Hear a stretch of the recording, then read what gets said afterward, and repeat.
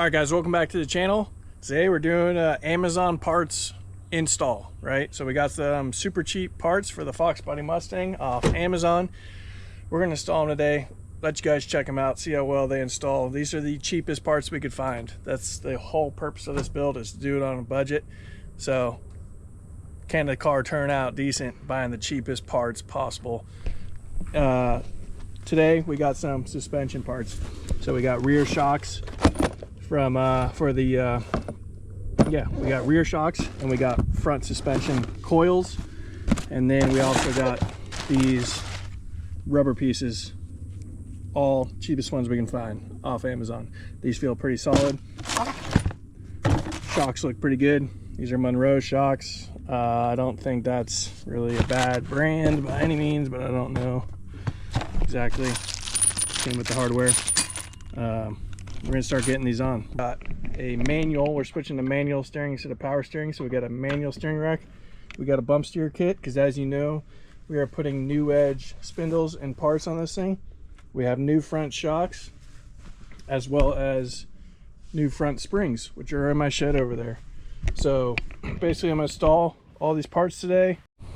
Start this off with a quick comparison of the old shocks versus the new ones. Looks good on length. These push down super easily. Take a little while to come back. Check out the new one here. New one definitely takes a little more pressure to push.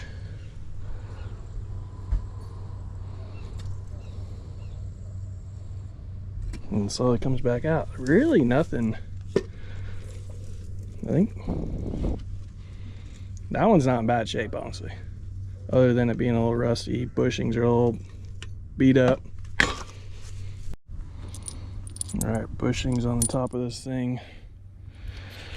I can't completely remember the order.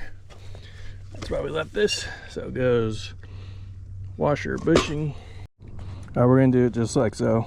That little lip on the inside. I doubt it makes a big deal either way, but. All right, now let's open up our garage and toolbox here. I'm sure we'll be using some air tools. Get that out. I don't think we'll need the grinder. Impact, ratchet. Yep. It's a good thing we saved the original bolts, because these shocks not come with new ones. All right, super easy install. Still got to tighten these nuts and bolts down, but one bolt here, push it up through. Got your rubber and your washers, tighten it down. You will need to hold as you get tighter. If it starts spinning, the bolt, kind of hold it with a crescent wrench and then tighten your nut, and should be good. Putting new edge spindles and parts on this thing. We have new front shocks, as well as new front springs, which are in my shed over there. So basically I'm gonna install all these parts today, kind of give you guys a review of how they went on.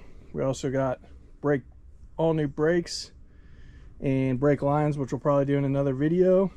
But we're gonna get this steering rack out. We're gonna get these bump steer parts in, and we're gonna get this all dialed in. I already have one spindle in on this side, so we're basically gonna show everything that I do on the other side, and hopefully we can get it done. We got our helper, Billy, here, which looks like he has put some stuff all through my grass that I gotta pick up before I get started. So that is great. Can't wait to do that. However, thank you for clicking on this video. If you did, please drop a like, hit that subscribe button if you want to see this Mustang up and running. As you know, we're doing an LS 4L80 swap 6.0, and it should be a ripper. It should be fun. We're doing it on a major budget, trying to do it as cheap as possible. That's why we're buying parts off Amazon, the cheapest ones we could find. You know, like a Flaming River manual power steering rack, I think is like $300 to $400. We got this power steering rack for 125 bucks off Amazon, so half price. And we're going to see how it holds up, so you guys can know if you're doing any type of build, can you trust those cheap Amazon parts? Well, hopefully I can help answer that question for you.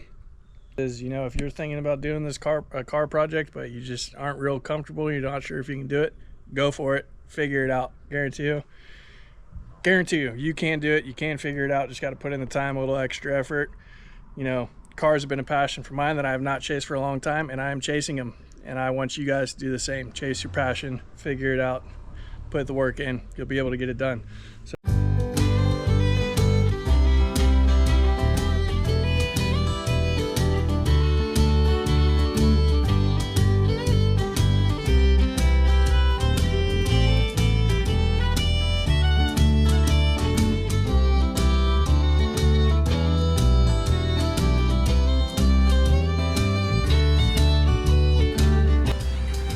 Alright, so I just brushed this and definitely made a mistake.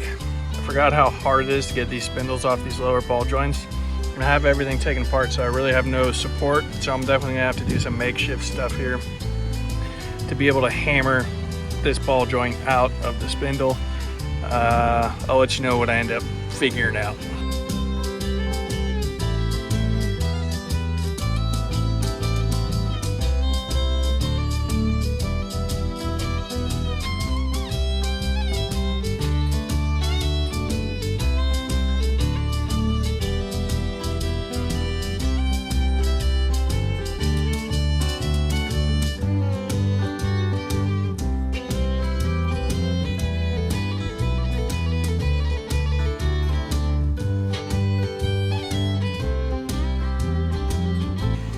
All right, so what we did to get this off is basically heated up the knuckle and that lower ball joint real good. We re-secured the shock up top and then gave it a couple whacks and it popped out.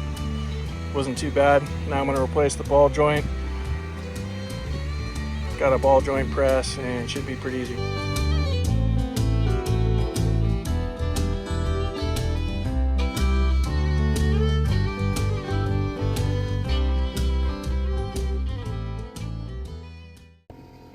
So I know this isn't the exact proper way to use this. We basically have the C-clamp pushing on the ball joint itself. It's gonna fall down into this cup, but it is working. This is how I did the other side. Just limited on the amount of parts I have for this ball joint remover press. So this is how we do it here, and this is how we get it done. All right, so we got the ball joint pressed in. Sorry, it's a little blurry. It's raining out, working in the rain, but now we're gonna load it up with grease. There's a grease fitting that we got to screw into the bottom, and then we put this cap on. Basically, if you look in those little divots, I would put a flathead there, and then I kind of tap it and hammer it until it seats all the way down. So, all right, we're gonna pull the steering rack out. Got the tie rods disconnect on both sides. Nut for the steering column shaft is out. We got a bolt here, bolt here. Hopefully we can get it to all slide out pretty easy.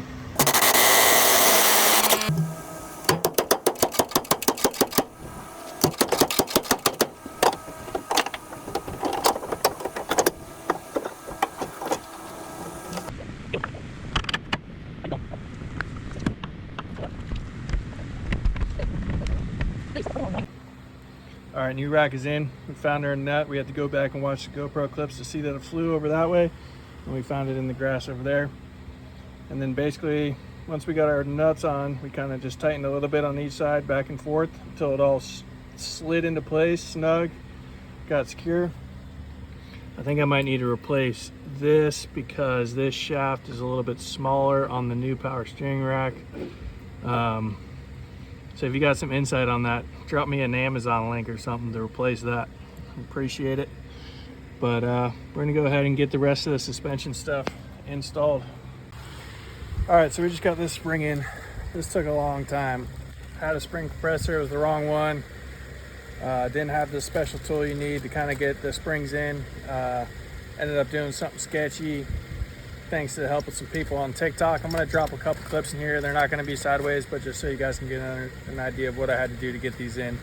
And yep, now we're moving on. All right, so we bought a spring compressor tool. We got this thing compressed. Let's hope we can actually get it in the car now. Let's see what happens. All right, so I think installing these coils is basically impossible. All right, y'all, this is what we came up with. Let's go and get these coils in. We used wire on the other side. We're using zip ties on this side. Praying to the Lord it holds. About to pull this last compressor off. And we'll cut them all off once we get them in there. All right, we got it in. Ended up being a bit more of a pain. Zip ties are kind of stretching, so couldn't really hold a tight compression, but basically had to get this all the way down, get it in. And then as I actually used a ratchet strap to jack it up because I couldn't get my floor jack under there when it was lower. And then I had to hold my foot against it while I ratcheted it up. And she's in, number 2. This stuff sucks. Springs, coils, whatever you want to call them, on this Mustang is a pain, trust me. All right guys, we made some big progress. Got the new coils in, new shocks, new brake pads, new rotors. Need to clean up the rotors because they had some greasy hands. Those are our calipers from the junkyard that we stole off an SN95 Mustang. We also got our new rack and pinion in and a bump steer kit that we have not finished setting up, but we will do that soon. Drop a comment. I feel like I need to kind of set it on the ground with the wheels on it and see where it sits before I put this on, because I mean, basically, you know, I just extend that out a little bit. I can get the line up. Does that mean I just run no spacers or anything? I mean, the kit came with a bunch of different spacers and stuff. But the other side is in the same exact spot.